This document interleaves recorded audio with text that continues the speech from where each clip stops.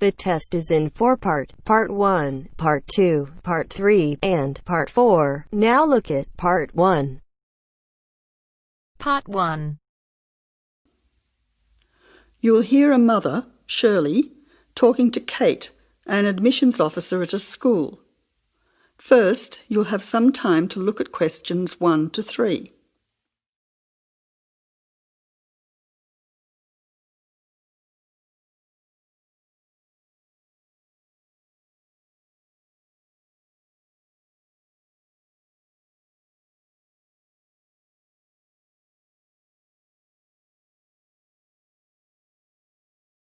Now listen carefully and answer questions 1 to 3. Good morning, you must be Shirley Peters. My name's Kate. Yes, hello, I'm Shirley Peters. Nice to meet you. You have a 10 o'clock appointment with us. That's right. I'm supposed to go to the admissions office. Is that here? Yes, it is. Please take a seat as I have several forms for you to fill in to enable you to enrol your son at this school. We have a form for your name, address and so on, one for the health of your son, and one for him to choose extra subjects to join in. Thank you. Now, firstly, this form is just so we have a record of your son's personal details. Can you fill it in for me? Yes, I'll do that now. Can I just check the details with you? Your son's first name is John. No, that's his middle name after his father, Richard John. My son's name is Colwyn. Can you please spell it Colwyn, not Colwyn, as some people do? Yes, I'll make a note of that. And how old is Colwyn? I've put down that he's entering year 6, so therefore he's 11 years old, turning 12 this year. So at the moment, he's 11. Yes, correct. You now have some time to look at questions 4 to 10.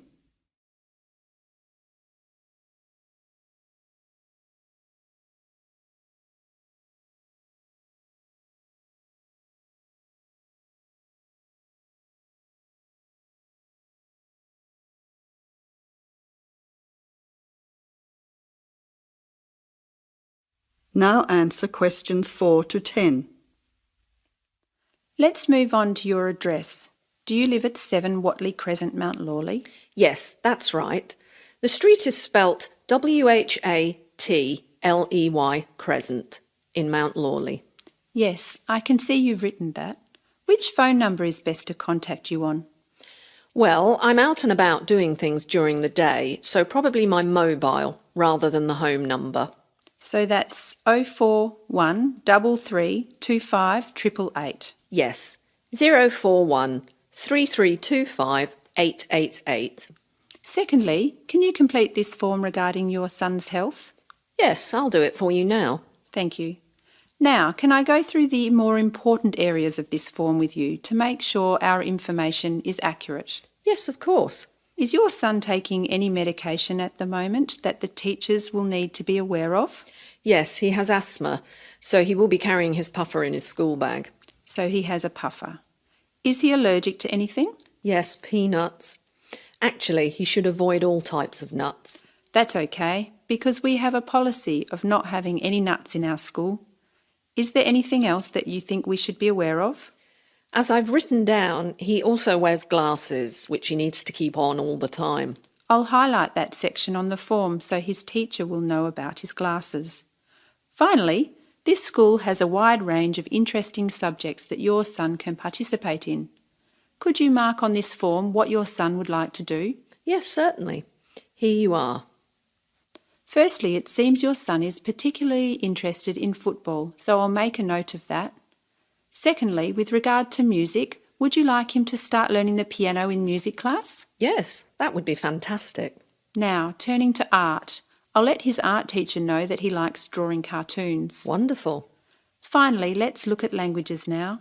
Did you know that Mandarin was actually only started at the school this year? Really? Well, I think Chinese would be the most useful, even though my son's friends have already been learning Indonesian and Italian.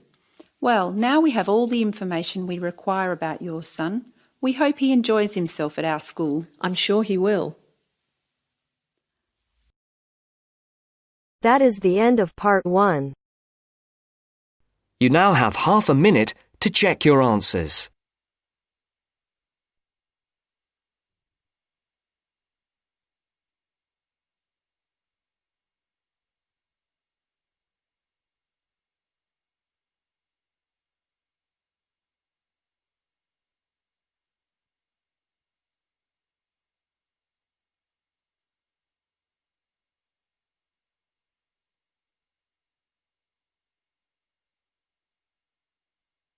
Now turns to Part 2.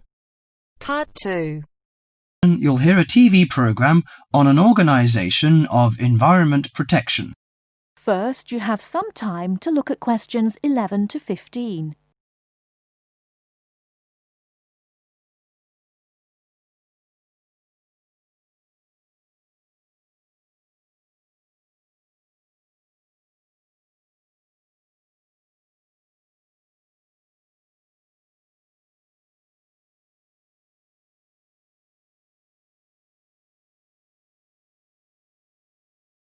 Now, listen carefully and answer questions 11 to 15.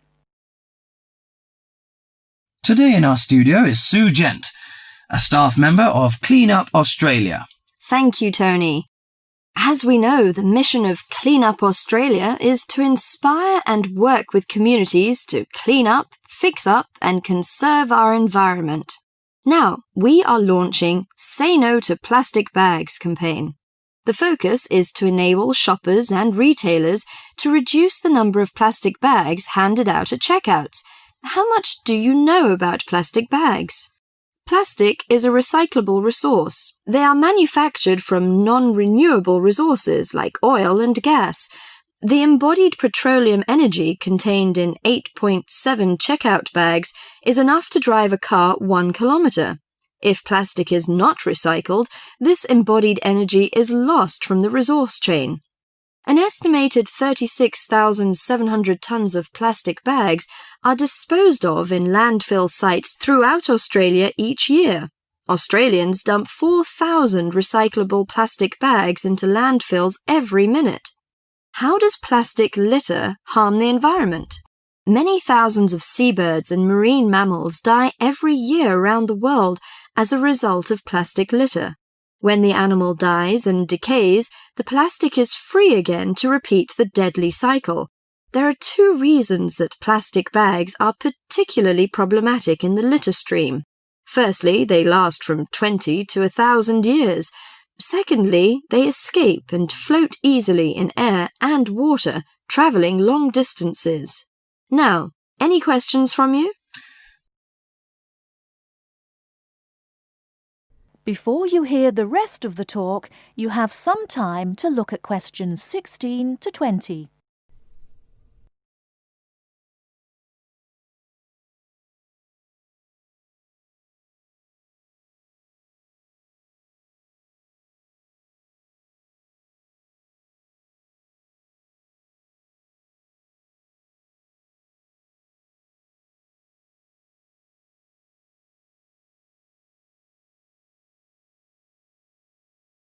Now listen and answer questions 16 to 20. How can I help reduce the number of plastic bags used? In addition to saying no to plastic bags at supermarkets, you can help reduce plastic bags at convenience stores and takeaway food shops. These retailers account for 47% of single-use plastic shopping bags. You can help in the following ways. For example, you can keep a reusable bag in your car or handbag to use for unexpected purchases. Besides, if you have placed a big order at a takeaway store, ask for the food to be packed in a cardboard box that can later be recycled. Could you tell me where I can recycle my plastic bags? Well, most larger supermarkets and local Stockland shopping centres have recycling facilities available. Remember to turn bags inside out and remove any receipts and food scraps before recycling. Contamination can cause problems in production and prevent recycled plastic from being used. What happens to recycled plastic bags? Plastic bags are recycled to make garden furniture, garden sleepers, flower pots, and new plastic bags. Should I use biodegradable plastic bags?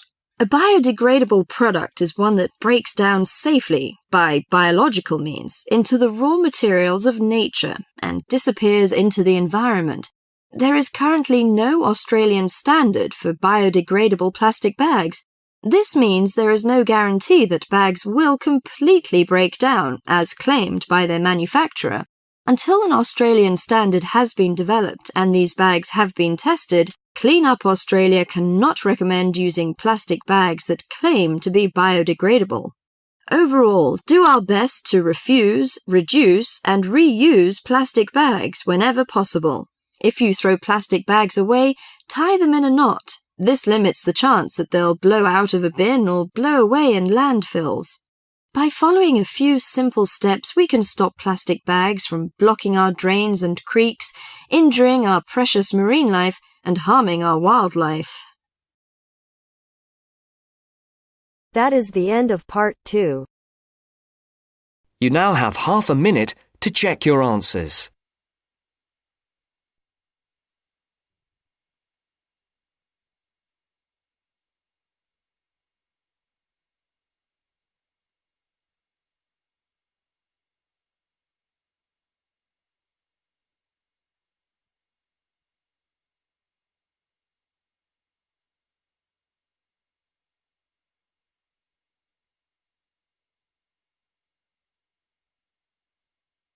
Now turns to part 3. Part 3. You will hear a talk given by Kate Tomerlin on the history of technology. First, look at questions 21 to 23.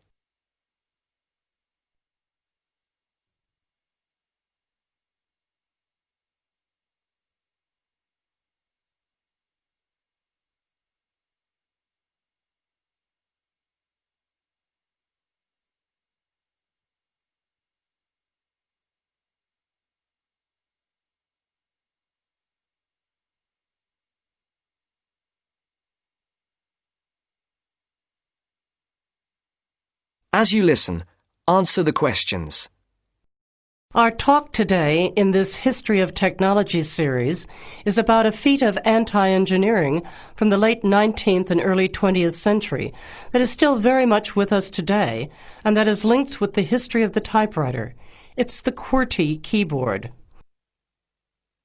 What, you might ask, is QWERTY? Well, have a look at the nearest typewriter or computer keyboard. If you look at the top row, you will see that Q, W-E-R-T-Y, are the first 6 letters.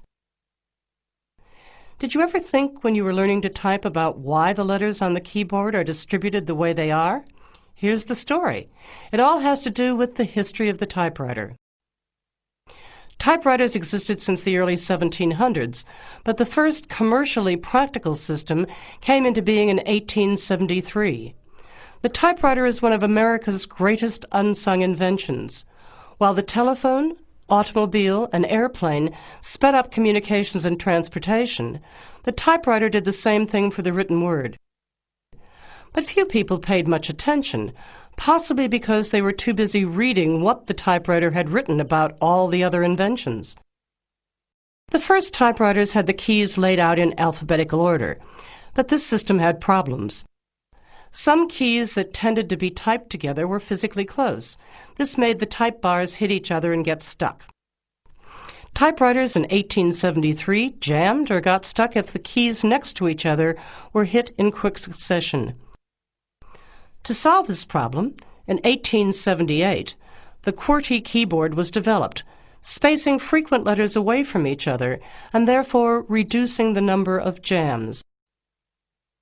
It was not specifically designed to slow down typists, as is generally believed, but the keyboard did create a built-in inefficiency for typists. The most common keys are scattered all over the keyboard rows, many on the left side. Right-handed people have to use their left hand, which is the weaker hand. Typewriter technology improved, doing away with the original rationale for the QWERTY distribution, but the keyboard remained. In spite of its inefficiency, it is the keyboard we all use today. Before the conversation continues, look at questions 24 to 30.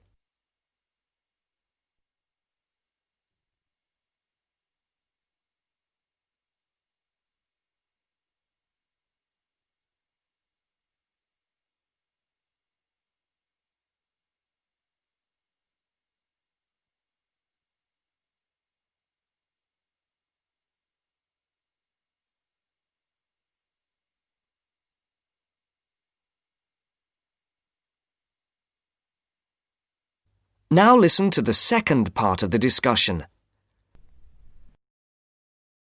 Already back in 1932, there was a solution to the problem. Efficiency expert August Dvorak came up with a new keyboard layout. His home row consisted of A, O, E, U, I, D, H, T, N, S, which includes all of the vowels as well as the most commonly used letters. On this keyboard, over 3,000 words can be typed using only the home row. In fact, 70% of all the work can be done on the home row, 22% on the row above, and 8% on the row below. The QWERTY keyboard allows only about 50 words to be typed without reaching for other rows. In addition, on Dvorak's keyboard, the right hand handles 56% of the workload and the left handles 44%, just about the opposite of the division of the QWERTY keyboard. This is an advantage for most right-handers. The Dvorak keyboard increased accuracy in typing by almost 50% and speed by 15 to 20%.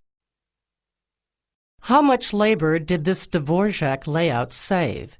In one study, a group of typists was evaluated in the use of both keyboards. Those using the Dvorak keyboard moved their fingers just about 1 mile on an average day, while those who used the QWERTY keyboard moved their fingers an average of 12 to 20 miles. The superiority of the Dvorak keyboard was clearly established. However, it has never been adopted as the keyboard of choice. Why? First of all, bad luck and bad timing on the part of the Dvorak team. First, there was the Depression, not a good time for introducing change. But the main factor that worked against the Dvorak system was habit. People were used to the QWERTY keyboard.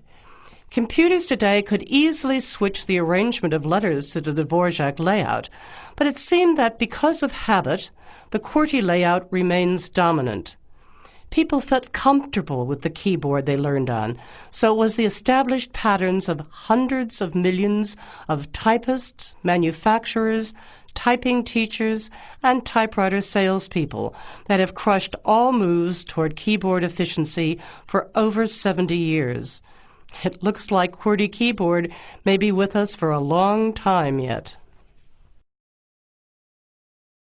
That is the end of part 3.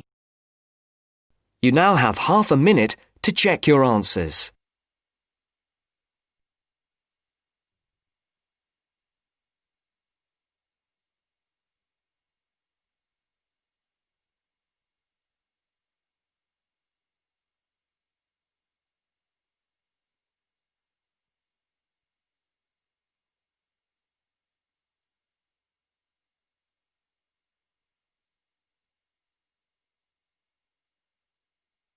Now turns to part 4. Part 4. First, you have some time to look at questions 31 to 40.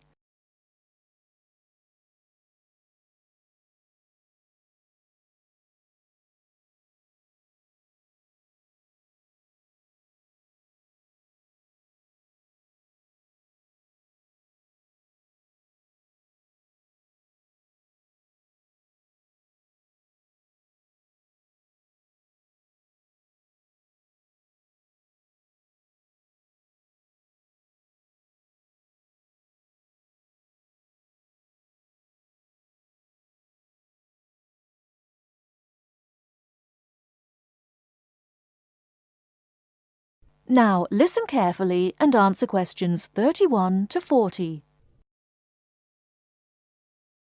The word thesaurus comes from Greek and means treasure house. So, to tell us more about Roget's thesaurus is linguist Dr. Cindy Channer. Now then, Cindy, we know Roget classified the English language. Well, the 150th edition has just come out. It's sold 32 million copies. Yes, that's right, 32 million. What is it? Roget's thesaurus. Now, Roget's thesaurus is a type of dictionary in which words with similar meanings are grouped together. The word thesaurus comes from Greek and means treasure house. So, to tell us more about Roget's thesaurus is linguist Dr. Cindy Channer. Now then, Cindy, we know Roget classified the English language, but what do we know about the man himself? Well, Mr. Roget, or to give him his full name, Peter Mark Roget, was a very interesting man indeed. He grew up in London, he was French, and he spent his early life in a French community there. He later travelled all the way from London to Edinburgh to study medicine at the university there, and graduated when he was 19 years old, and he later went on to become a founder of Manchester Medical School. So his life focused around his career as a doctor? Well, actually, no. Roget had a very wide range of interests indeed. In fact, he was a writer and wrote about many topics such as bees, the kaleidoscope, and even perception and feeling in animals. And he was an inventor too. In fact, in 1814, he invented an early version of the slide rule. The slide rule? Yes, the device that can calculate numbers. Then 10 years later, he developed a prototype for the cine camera, and he also got involved in a range of different projects.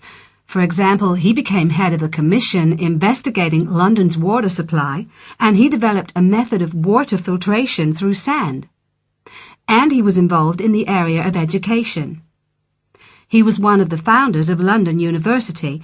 And do you play chess by any chance, Mark? Yes, I do. Well, Roget invented the travelling chess set. So next time you're playing a game of chess on a train, you have Mr. Roget to thank. So, how did he actually find the time to classify the English language? Well, he only turned his full attention to the thesaurus when he retired, and that was when he was in his 70s. So what inspired him to write the thesaurus? Well, Roget believed that he should bring as much happiness and knowledge to the greatest number of people.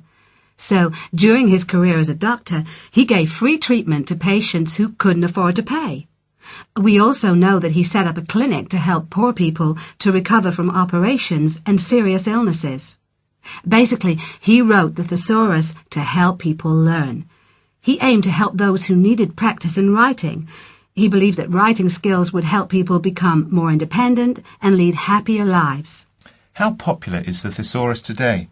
Well, it was first published in 1852 and it has never been out of print since. In fact, the book has become more popular with each edition that comes out. The invention of the crossword puzzle in 1913 certainly helped to increase the sales figures, though. I think the main reason why it is so popular is that it's thematic. So you can come across words that you've never even thought of when you began looking for the word in the first place. Thanks, Cindy. Now join us again after this short break, when I'll be talking to Derek Spode, chairperson of East Anglian News. That is the end of part 4. You now have half a minute to check your answers.